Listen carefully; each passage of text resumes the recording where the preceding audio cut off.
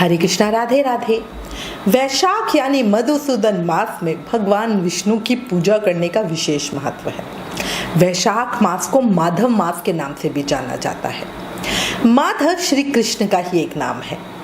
वैशाख मास में भगवान विष्णु की पूजा का विधान है। इस दौरान भगवान विष्णु की तुलसी पत्र से माधव रूप की पूजा की जाती है। स्कंद पुराण के वैष्णव खंड के अनुसार न माधव समो मासो न कृतेन युग समम न च वेद समम शास्त्रम न तीर्थ गंगाए समम। इसका मतलब है माधव मास यानी वैशाख मास के समान कोई मास नहीं है, सतयुग के समान कोई युग नहीं है, वेदों के समान कोई शास्त्र नहीं है और गंगा जी के समान कोई पवित्र नदी नहीं है, कोई तीर्थ नहीं है। अब आज इस वीडियो में आपको वैशाख मास में किए जाने वाले 20 शुभ कार्य बताती हूँ। आप अपनी सुविधा के अनुसार इनमें से कुछ भी चुन सकते हैं। साथ ही कुछ चीज़ें बताऊंगी जिनका दान वैशाख मास में बहुत अधिक पुण्य फल देने वाला होता है। बहुत सारी जानकारी एक ही वीडियो में मिलेगी, इसलिए प्लीज़ वीडियो लास्ट तक ज़रूर देखना। उम्मीद है आपने हमारी पिछली वीडियो जिसमें बताया गया था कि वैशाख स्नान कैसे करना है देख ली होगी। अगर नहीं देखी तो जरूर देख लें। चर्चा शुरू करने से पहले एक रिक्वेस्ट, अगर चैनल पर नए हो तो चैनल अभी सब्सक्राइब कर देना और आने वाले व्रत त्योहारों का रिमाइंडर और डेली का राशिफल अपने फोन पर पाना चाहते हो तो वैशाख लिखकर 9821025751 पर व्हाट्सएप मैसेज करें। अब चर्चा शुरू करते हैं। अब यहाँ पे मैं आपको 20 काम बता रही हूँ जिनमें से आप अपनी सुविधा के अनुसार कुछ भी चुन सकते हैं। वैशाख मास में इनमें से किए गए किसी भी कार्य का फल हमें बहुत ज़्यादा अधिक मिलता है। वैशाख मास में भगवान विष्णु की पूजा का विधान है। इस दौरान भगवान विष्णु की तुलसी पत्र से माधव रूप की पूजा करें। पूरे महीने रोज भगवान को भोग लगाएं और उस भोग में तुलसी पत्र जरूर डालें। साथ ही उन्हें सफेद या पीले फूल अर्पित करें। इस महीने के दौरान आपको ओम माधवाय नमः इस मंत्र का जाप करना चाहिए। साथ ही भगवान विष्णु के श्री केशव, श्री हरि, श्री गोविंद, श्री त्रिविक्रम, पद्मनाभ, मधुसूदन, आयुच्युत और ऋषिकेश नाम का भी ध्यान करना चाहिए। इस महीने में अक्षय तृतीया के दिन भगवान विष्णु के नर नारायण के सहित परशुराम जी और हयग्रीव का अवतार हुआ था। इस महीने में नरसिंह भगवान, क्रूम अवतार, माँ गंगा, भगवान चित्रगुप्त की भी पूजा की जाती है। इन विशेष दिनों में विशेष पूजा जरूर करें, इससे जाने अनजाने में किए गए पापों से मुक्ति मिल जाती है। वैशाख माह में अमावस्या, आखा तीज और पूर्णिमा के दिन पितरों के निमित्त तर्पण और पिंडदान करना चाहिए। वैशाख माह की कथा में इसी का महत्व बताया गया है। कथा के अनुसार धनवर्ण नाम के विप्र ने वैशाख अमावस्या पर विधि विधान से पिंडदान करके अपने पितरों को मुक्ति दिलाई थी। श्राद्ध करने से पितरों का आशीर्वाद मिल जाता है। वैशाख माह में पितरों की पूजा करने का खास महत्व बताया गया है। इस महीने में पितरों के निमित्त तर्पण पिंडदान जरूर करना और जरूर ही करना। इस महीने में भगवान शिव की पूजा करने से कई गुना शुभ फल मिलता है और जल्दी ही भगवान शिव प्रसन्न हो जाते हैं और मन की इच्छाएं पूरी करते हैं। इसलिए नियम से रोज शिव जी का अभिषेक भी जरूर करना। इस महीने में जल का दान सबसे बड़ा पुण्य माना गया है, इसलिए अगर हो सके तो प्याऊ लगा के राहगीरों को जल पिलाना। इस पुण्य कार्य के लिए त्रिदेव की कृपा सहज ही मिल जाती है। इस महीने में पंखे का दान करना भी बहुत शुभ बताया गया है। धूप और परिश्रम से पीड़ित लोगों को जो पंखे से हवा करके शीतलता देता है वो इतने ही काम से पूरी तरह निष्पाप होकर भगवान का प्रिय हो जाता है। पुराने समय में ताड़ का पंखा दान किया जाता था, इससे ब्रह्मलोक की प्राप्ति हो जाती थी। मगर अगर आप आज चाहते हो तो इलेक्ट्रिक पंखा भी दे सकते हो। ज़रूरी नहीं आप वो हाथ वाला ही पंखा दो, वो बहुत कम यूज़ होता है। तो आप इसीलिए इलेक्ट्रिक पंखा, कूलर, एसी कुछ भी इन चीज़ों का भी दान कर सकते हो। मेन चीज़ है गर्मी से राहत दिलवाना। अगली बात है, अन्न दान करने से बड़ा कोई पुण्य नहीं है। दोपहर में आए हुए ब्राह्मण को, अतिथि या भूखे जीव को अगर कोई भोजन करवाता है तो उसको अनंत पुण्य की प्राप्ति होती है। शास्त्र कहते हैं कि जो किसी जरूरतमंद व्यक्ति को पादुका या जूते चप्पल दान करता है वो यमदूतों का तिरस्कार करके भगवान श्रीहरि के लोक में चला जाता है। निद्रा से दुख का नाश होता है, निद्रा से थकावट दूर होती है, इसलिए जो मनुष्य तिनके या खजूर आदि के पत्तों से बनी हुई चटाई का दान करता है उसके दुखों का नाश हो जाता है और परलोक में उत्तम गति को प्राप्त करता है। इस माह के विशेष दिन में नदी, जलाशय या कुएं आदि में स्नान करना चाहिए, बहुत शुभ फल देता है। नदी स्नान का, पवित्र नदी में स्नान का विशेष महत्व होता है।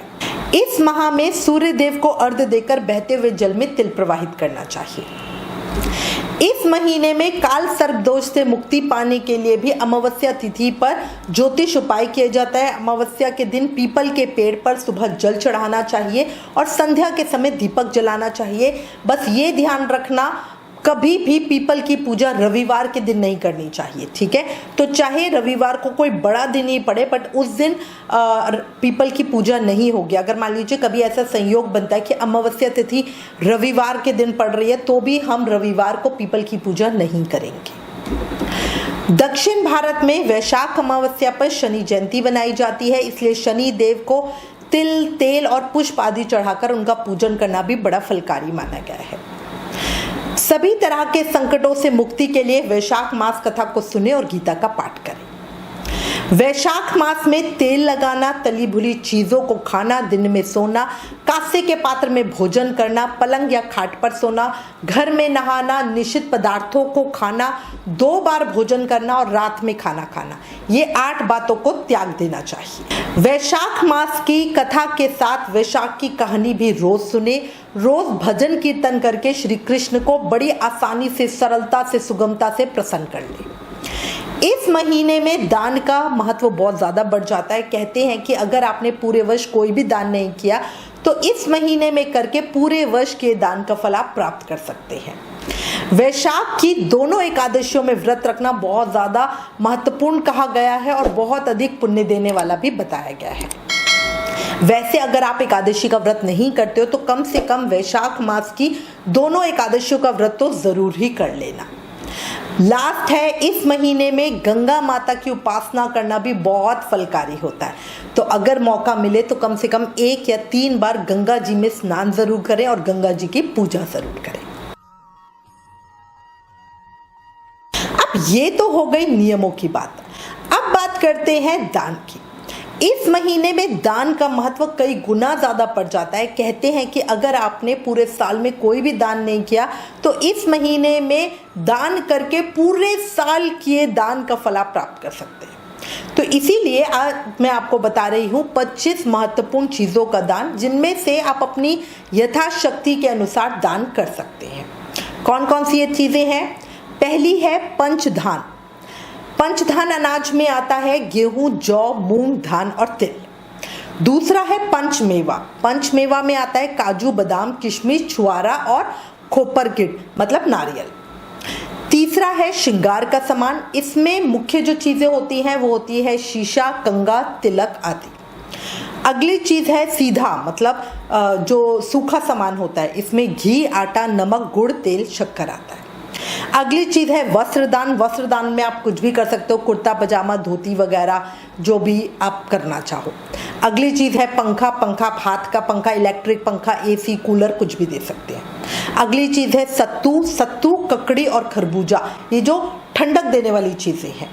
अगली चीज है दूध, दही, घी और शहद। अगली है चावल। फिर है फल, इमली या सब्जी। अगली चीज है पलंग, कंबल, चादर, गद्दी, तकिया या रजाई। ये इसको हम शैया दान की तरह बोलते हैं, जो सोने के लिए हमें सुखपूर्वक स्थान दे। इसमें हम चटाई का दान भी करते हैं। अगला है छाता। अगला है मिट्टी का घड़ा, सुरही। इसके बाद है खड़ाऊ। इसके बाद है गौदान। इसके बाद है स्वर्ण। फिर है चांदी, बर्तन, भूमि, पिंडदान। इसके अलावा है पढ़ने के लिए कॉपी किताब वगैरह, या अगर आप चाहो तो जो हमारी धार्मिक पुस्तकें होते हैं उनका भी दान कर सकते हो, वो भी बड़ा फल देने वाली होती है। इसके बाद है औषधि। औषधि के लिए ये कहा जाता है कि अगर, क्योंकि देखो बीमारियां हमारे ऊपर तभी आती हैं जब हमारे ऊपर डॉक्टर का, एक केमिस्ट का कर्जा होता है। अगर वो कर्जा आप किसी और के थ्रू चुका सको, मतलब अगर कोई और बीमार है आप उसकी दवाइयों का इंतजाम कर दो, तो आपके केमिस्ट का कर्जा चुक जाएगा। इसके बाद है जूते चप्पल, मतलब जो भी गर्मी से राहत देने के लिए हम पहनते हैं।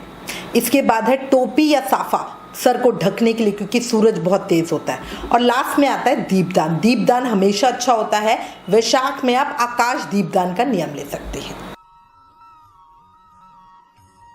अब मैं थोड़ा सा आपको बता देती हूँ कि वैशाख मास में हमें क्या नहीं करना चाहिए। वैशाख मास पर भूमि पर ही शयन करना चाहिए, पलंग पे नहीं सोना चाहिए, एक समय भी भोजन करना चाहिए, पूरा दिन खाते नहीं रहना चाहिए। इससे सभी शोक और रोग मिट जाते हैं।